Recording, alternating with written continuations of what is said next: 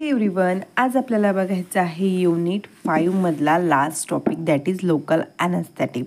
हा जो आपला युनिट 5 आहे हा टोटल 2 कॅटेगरीमध्ये डिवाइड झालेला आहे. फर्स्ट वन आहे anti diabetic agent and second one आहे लोकल ॲनेस्थेटिक. अँटी डायबेटिक एजंट काय आहे, त्यांचं प्रिपरेशन काय आहे, क्लासिफिकेशन, सार, स्ट्रक्चर, हे सगळं आपण डिटेलमध्ये डिस्कस केलेलं आहे. आज आपल्याला डिस्कस करायचं आहे लोकल ॲनेस्थेटिकबद्दल.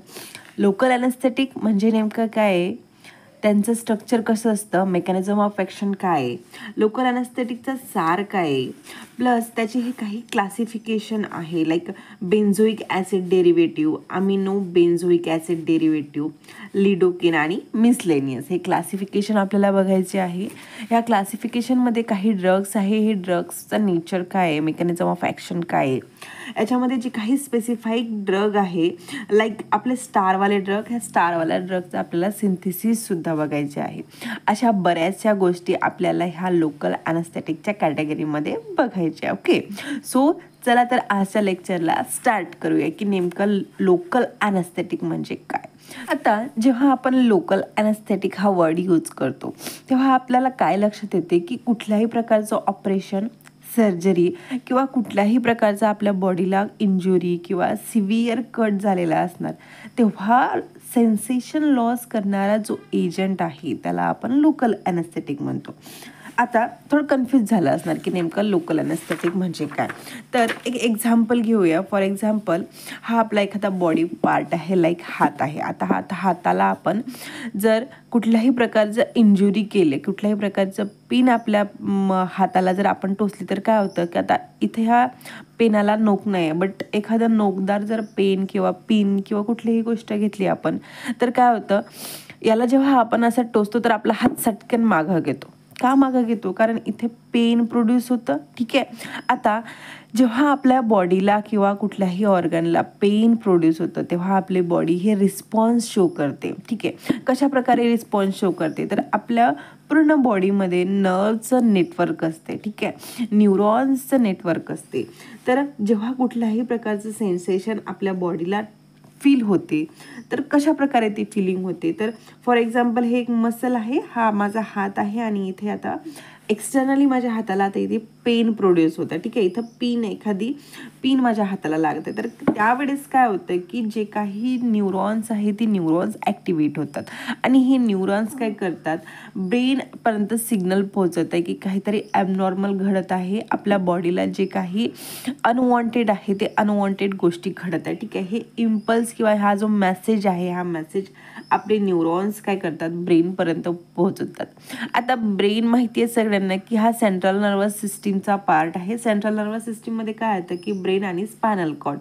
तर ब्रेन डिसाईड करते की हा जो पेन आहे तो अनवॉन्टेड आहे आणि हार्मफुल आहे आपल्या बॉडीला. सो हा काय करतो, एक सिग्नल पास करतो, एक मेसेज पॅसेज करतो की हा जो काही एक्सटर्नली आपल्या बॉडीला टच होत आहे किंवा हे जे काही अनवॉन्टेड फिलिंग आहे ते फिलिंग हार्मफुल आहे. सो आपली बॉडी काय करते, सिग्नल पास करते आणि पेन प्रोड्यूस करते. ठीक आहे, इथं पेन जशी आपल्या हाताला लागते तशा पेन प्रोड्यूस होतो आणि पेन प्रोड्यूस झाल्यामुळे काय करतो की आपण हात सटकन मागं घेतो. ठीक आहे, सो जे काही इम्पल्स आपल्या ऑर्गनपासून ब्रेनपर्यंत जातात त्या इम्पल्सला आपण सेन्सरी इम्पल्स म्हणतो. ठीक आहे, आणि ब्रेन डिसाईड करतो की ते हार्मफुल आहे की नाही. ठीक आहे, एखादा काय होतं की एखादा फूल घेतला आणि फुलाचा टच आपण आपल्या बॉडीला केला तर काय होतं की आपल्याला ते सॉफ्ट फील होतं, तेव्हा आपण हात आपला मागं नाही घेत. ठीक आहे, कारण आपल्या बॉडीला माहिती आहे की ते जे काही फिलिंग आहे, तो जो काही टच आहे तो हार्मफुल नाही आहे. ठीक आहे,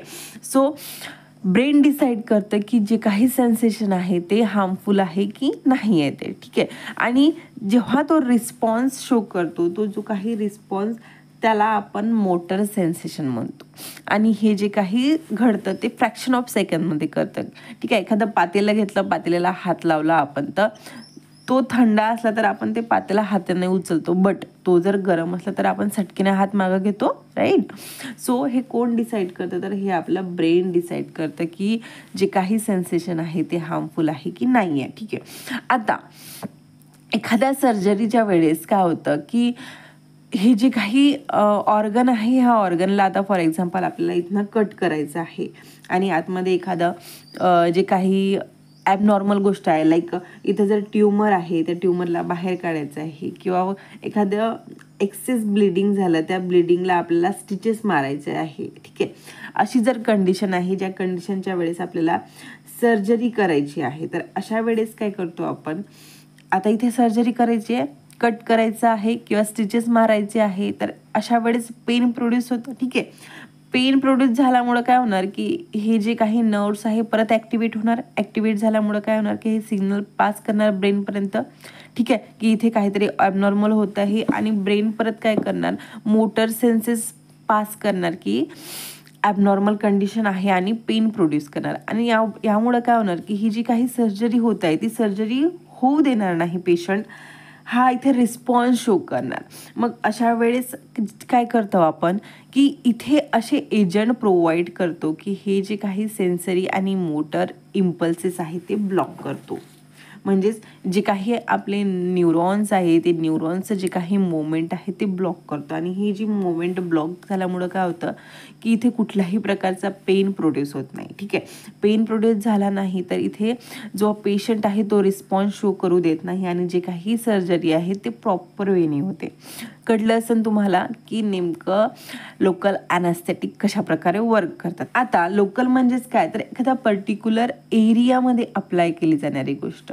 आता जेव्हा सर्जरी करायची आहे तर सर्जरी करताना आता मला हातावरती जर सर्जरी करायची तर मी पुन्हा पेशंटला अनकॉन्शियस करणार नाही, ठीक आहे. प्रिव्हियसली होत होतं की कुठल्याही बॉडी पार्टमध्ये जर एखाद्या पेशंटला सर्जरी करायची आहे तर त्याला पूर्ण अनकॉन्शियस करायचे, बट आता तसं होत नाही. आता काय होतं की ह्या पार्टमध्ये जर मला सर्जरी करायची आहे तर एवढ्याच पार्टची सेन्सेशन लॉस केली जाते, बाकीची बॉडी काय सेन्सेशन फील करू शकते.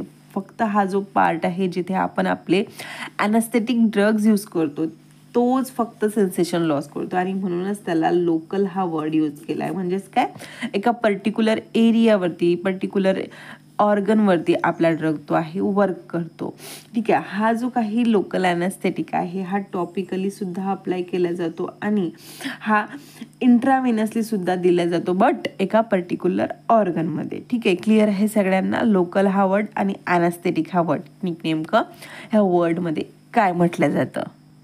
मोस्ट कॉमन यूज हा लोकल ॲनेस्थेटिकचा डेंटिस्ट जवळ होतो. आता जर आपल्याला रूट कॅनल करायचं असलं किंवा दातावरती कुठलीही प्रकारची ट्रीटमेंट करायची असली तर काय होतं, नॉर्मल ट्रीटमेंट करायचं आहे, नॉर्मली आपल्याला क्लिनिंग करायचं आहे तर कुठल्याही प्रकारचं ॲनेस्थेटिक देत नाही. प्रिव्हियसली काय करायचं की इथे जर रूट कॅनल करायचं असलं तर काय करायचे, जे नायट्रिक ऑक्साईड आहे ते पेशंटला द्यायचं. नायट्रिक ऑक्साईड म्हणजेच काय, तर लाफिंग गॅस. त्याच्यामुळं पेशंटला पेन जरी झाला तर पेशंट जो आहे रिस्पॉन्स शो करत नाही आणि तो हसायला सुरुवात करतो. हसल्यामुळं काय होतं की पेनचे जे काही सेन्सेशन आहे ते कमी होतं, बट ते एवढे इफेक्टिव्ह नाही आहे. तिथेही काहीतरी पेनचं जे सेन्सेशन आहे ते सेन्सेशन चालूच असते, बट नावडेज काय करतात, इथे इंजेक्शन देतात. दातांमध्ये इंजेक्शन दिल्यामुळे काय होतं, जो काही पर्टिक्युलर एरिया आहे तो सुन्न होतो, तर तिथले जे काही सेन्सेशन आहे ते सेन्सेशन स्टॉप होतं आणि इथे जे काही ट्रीटमेंट करायची आहे तर ते ट्रीटमेंट केली जाते. अशा प्रकारे डेंटिस्टजवळ ह्या लोकल ॲनेस्थेटिकचा यूज केला जातो. आता हे जे काही सेन्सरी आणि मोटर नर्व्स आहे हे ब्लॉक कशा प्रकारे करतात. एक्सटर्नली आपल्याला माहिती आहे की हे जे सेन्सरी नर्व्स आहे ब्रेनपर्यंत सिग्नल पोहोचवतात आणि मोटर काय करतात, रिस्पॉन्स शो करतात. आता इनसाइड द सेल हे कशा प्रकारे मेकॅनिझम ऑफ ॲक्शन शो करतात. तर फॉर एक्झाम्पल ही आपली सेल मेम्ब्रेन आहे.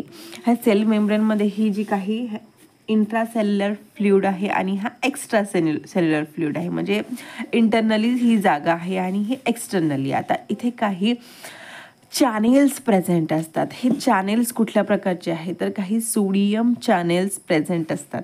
हे सोडियम चॅनल काय करतात, सोडियम आयनचं मुवमेंटला रेग्युलेट करतात.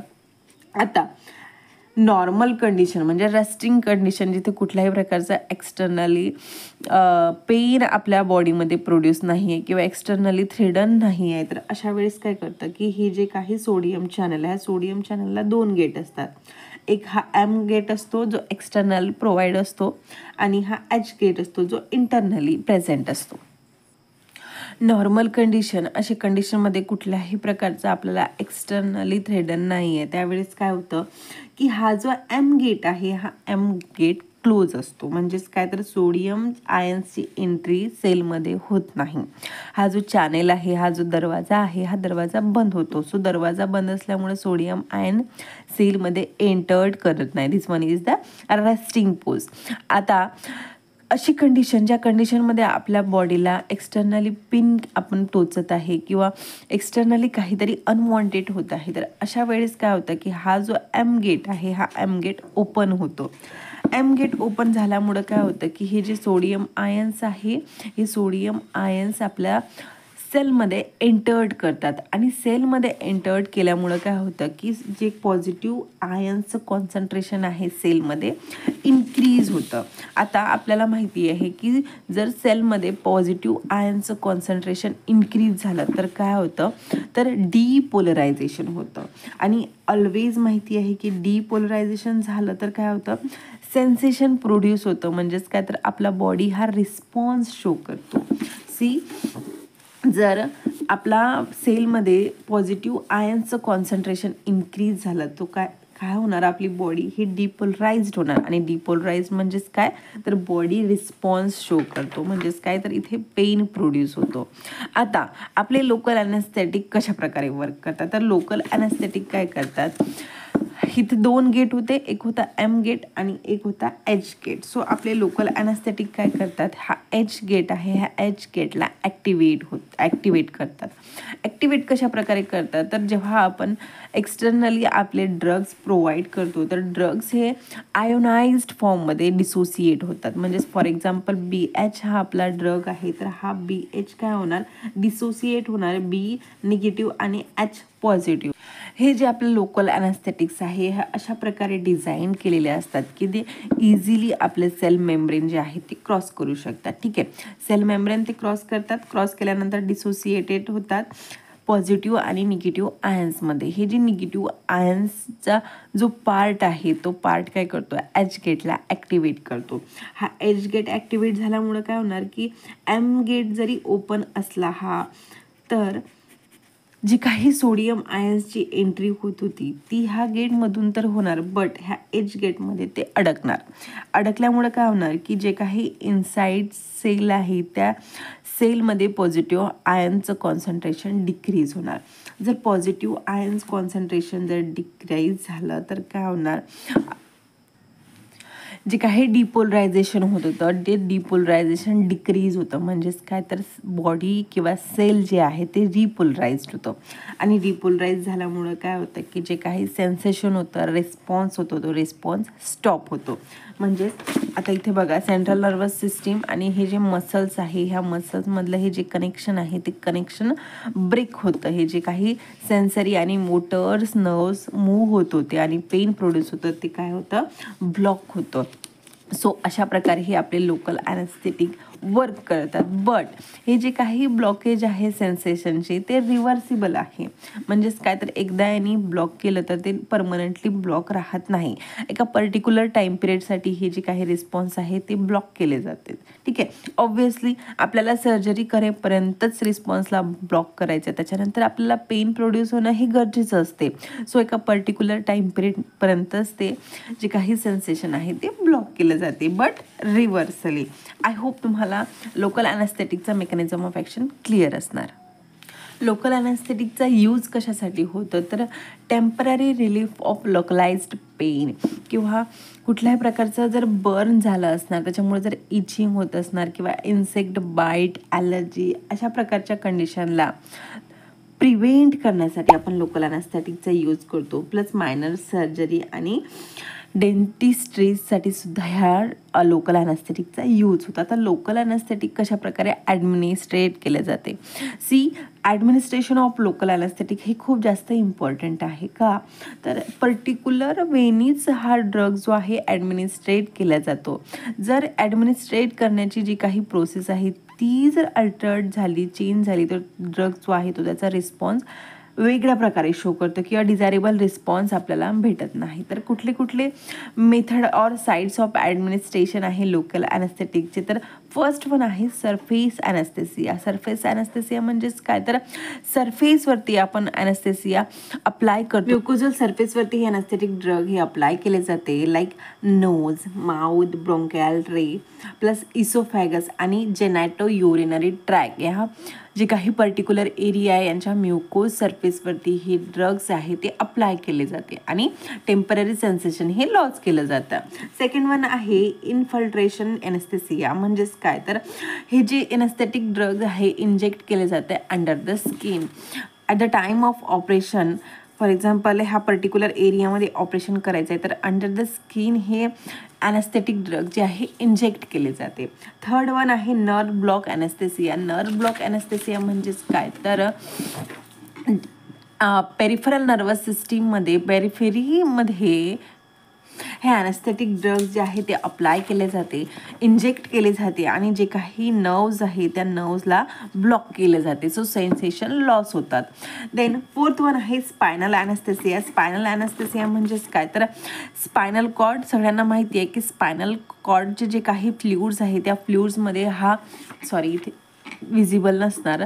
स्पायनल कॉर्ड जे आहे, स्पायनल कॉर्डचे जे फ्ल्युइड आहे त्या फ्ल्युइडमध्ये हा ड्रग इंजेक्ट केला जातो आणि जे काही नर्व्सची जी मोमेंट आहे त्या मोमेंटला ब्लॉक केलं जाते. देन फिफ्थ वन आहे इपिड्युरल ॲनेस्थेसिया. इपिड्युरल ॲनेस्थेसिया म्हणजेच काय, तर स्पायनल कॉर्ड आहे, स्पायनल कॉर्डमध्ये जे काही सेमी लिक्विड आहे त्या सेमी लिक्विडमध्ये ॲनेस्थेसिया हे इंजेक्ट केलं जाते आणि जे काही नर्वचे रूट्स आहे त्या रूट्सला ब्लॉक केलं जातं. So these are some sites और method of administration of local anaesthetic. ठीक आहे, हे जे काही ॲनेस्थेटिक ड्रग्ज आहे यांचे पर्टिक्युलर आयडियल कॅरेक्टरिस्टिक आहे. म्हणजे ते जे काही ड्रग्ज आहे त्यांनी ते पर्टिक्युलर कॅरेक्टरिस्टिक शो करणं हे गरजेचं आहे. लाईक हे जे ड्रग्ज आहे ते नॉन इरिटेटिंग असले पाहिजे. जेव्हा आपण ॲनेस्थेटिया किंवा लोकल ॲनेस्थेटिक ड्रग्ज जेव्हा आपण पेशंटला देतो so it should be non irritable. म्हणजेच काय, तर हे कम्फर्टेबल असले पाहिजे. It doesn't cause damage to the nerve structure. कुठल्याही प्रकारचं डॅमेज आणि कॉज करायला नको आपले जे काही नर्व्स किंवा सेल्स आहे त्याला. प्लस यांचं जे काही ॲक्शन ते रॅपिड असायला पाहिजे, रॅपिड ऑनसेट ऑफ ॲक्शन आणि शॉर्ट ड्युरेशन ऑफ ॲक्शन. म्हणजेच काय, ड्रग इंजेक्ट केला तर फ्रॅक्शन ऑफ सेकंडमध्ये आणि याचं ॲक्शन शो करायला पाहिजे, बट शॉर्ट पिरियड ऑफ टाईमसाठी. ठीक आहे. प्लस लो सिस्टेमिक टॉक्झिसिटी, कुठल्याही प्रकारची टॉक्झिसिटी शो करायला नको. It should be effective whether injected or topically applied. म्हणजे जेव्हा आपण याला अप्लाय करतो किंवा इंजेक्ट करतो तर त्यांनी त्याचं जे काही ॲक्शन आहे ते रॅपिडली शो करायला पाहिजे. These are some ideal characteristic of local anaesthetic. हे जे लोकल ॲनेस्थेटिक आहे हे लोकल ॲनेस्थेटिक क्लासिफाय केलं आहे 4 कॅटेगरीमध्ये. फर्स्ट वन आहे बेन्झोइक ॲसिड डेरिव्हेटिव्ह किंवा याला आपण इस्टर्ससुद्धा म्हणतो. सेकंड वन आहे पॅराअमिनो बेन्झोइक ॲसिड डेरिव्हेटिव्ह. हा बेन्झोइक ॲसिडचाच डेरिव्हेटिव्ह आहे. याच्यामधले जे 2 ड्रग्ज आहे दॅट इज बेन्झोकेन आणि प्रोकेन याचा आपल्याला सिंथेसिससुद्धा बघायचं आहे, सार बघायचं आहे. स्ट्रक्चर युजेस तर आपण प्रत्येक ड्रगचे बघणारच आहोत. देन थर्ड वन आहे अमाइड किंवा याला ॲनालाइड डेरिव्हेटिव्ज म्हणतात. आणि फोर्थ आणि लास्ट वन आहे मिसलेनियस. हा मिसलेनियस कॅटेगरीमधला हा डायबिकेन आहे, ह्याचंसुद्धा आपल्याला सिंथेसिस बघायचं. म्हणजे टोटल 3 ड्रग्ज आहे याचे डिटेल आपल्याला बघायचे, दॅट इज सिंथेसिस बघायचे आहे आणि रिमेनिंग जे ड्रग्ज आहे याचं आपल्याला structure, mechanism of action, uses अशा बऱ्याचशा गोष्टी बघायच्या आहेत. बघूया नेक्स्ट व्हिडिओमध्ये. थँक्यू.